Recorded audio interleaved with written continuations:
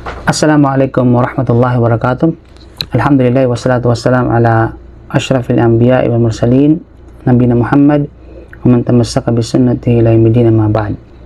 Insyaallah subhanahu wa ta'ala mga kapatid, tayo po ay magsasagot sa mga katanungan mula sa mga katanungan ng ating mga kapatid. And insyaallah ay meron tayong matutunan biidnillah.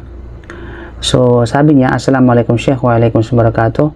Paano po kung yung lalaki may unang asawa, tas ang kanyang asawa ay kafir or kafira, at ang kanyang mga anak ay hindi niya inuutusan magsala? Nasa 9 years old, 12 years old ang kanyang dalawang anak lalaki at nais niyang mag-asawa ng pangalawa. Pwede po ba yun, Sheikh? Magkakasala po ba siya? May kilala lang po ako. Naway masagot niyo po ang aking katanungan. Jazakallahu khair. Okay. Waalaikumsalam sa iyo sa nagtanong, no? Barakallahu fik sa iyong katanungan. Okay. Kung masasabi natin dito, kung meron naman siyang kakayahan, physically, mentally, financially of course, na magdagdag ng asawa or sabihin natin magkaroon ng duwaya, bakit hindi?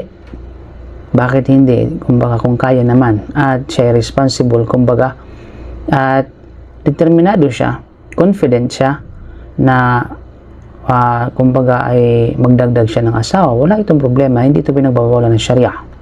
So long na alam niya yung kanyang limitasyon, alam niya ang kanyang mga pananagutan, ang kanyang mga liabilities, at aware siya kung ano yung maaring kaparusahan o magiging parusa sa kanya kapag hindi na isakatuparan ng maayos ang makarapatan ng kanyang mga asawa sa kanya.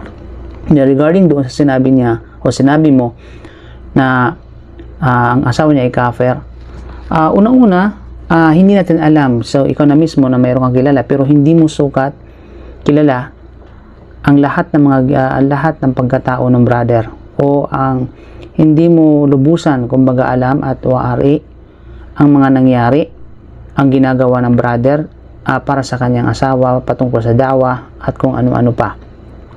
Hindi mo alam siguro na baka dinawahan talaga yung kanyang asawa, subalit hindi talaga niya tanggapin ng Islam. Wala kang magagawa at wala siyang magagawa sa bagay na ito dahil ang Allah subhanahu wa ta'ala ang nagagabay sa isang tao. Sabi nga ng Allah subhanahu wa ta'ala kay Propeta Muhammad, peace be upon him, nung insist ni Propeta Muhammad, no, na mag-Muslim ang kanyang uncle na walang iba kundi si Abu Talib. Ang sabi ng Allah na innaka lan tahdi man ahbabta walakin Allah yahdi man yasha. Hindi mo magagabayan Muhammad ang nais mong gabayan, kundi gagabayan ng Allah ang sino mang nais niyang gabayan. So ang Allah subhanahu wa ta'ala ang naggagabay sa puso ng isang tao, at yan ay bagay na hawak ng Allah at hindi hawak ng sino man kahit propeta. Tayo ay mag-ianyaya lamang, tapos nasa Allah ang gabay, nasa Allah ang patnubay. So ibig sabihin dito, baka naman dinawahan ng brother ang kanyang asawa, subalit hindi talaga sumusunod, hindi talaga sinaginabayan. Na kung kaya, at alam niya sa kanyang sarili na mayroon siyang kakayahan na meet yung mga kondisyon sa pagdagdag ng asawa, tapos confident siya, di ba?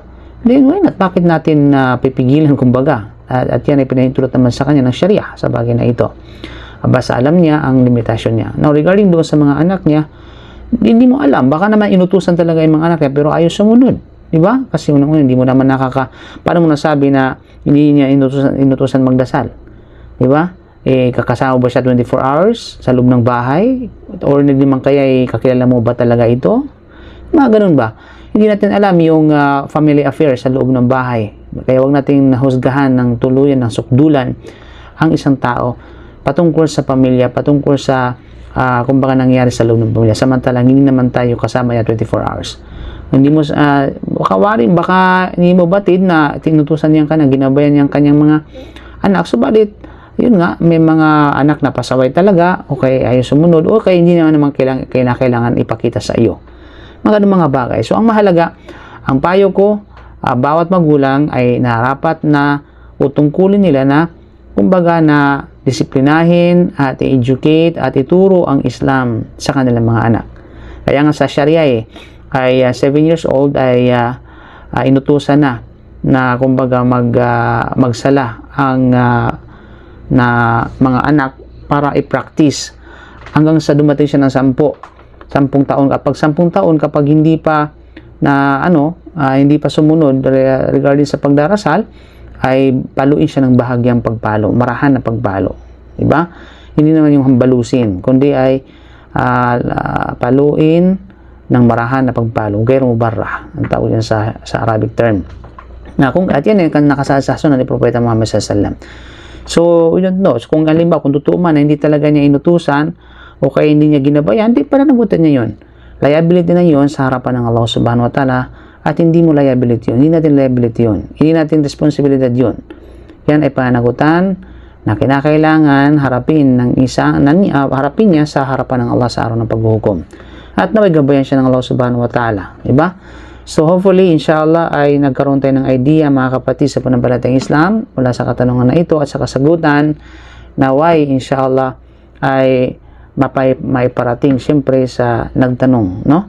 At naway ganti pa lang tayo ng Allah Subhanahu wa Ta'ala. Allahu a'lam bisawab. So kita-kits po tayo sa susunod na question and answer, no? Dito lang po yan sa ating YouTube channel.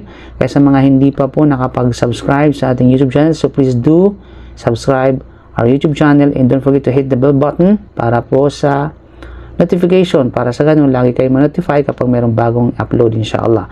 Again din, paki-follow naman po at like sa ating Facebook page. Maraming salamat po. Nasa lang po yung link sa ibaba. Jazakumullahu khair. Kita-kits po tayo sa susunod ng katanungan. Uli. Assalamualaikum warahmatullahi wabarakatuh.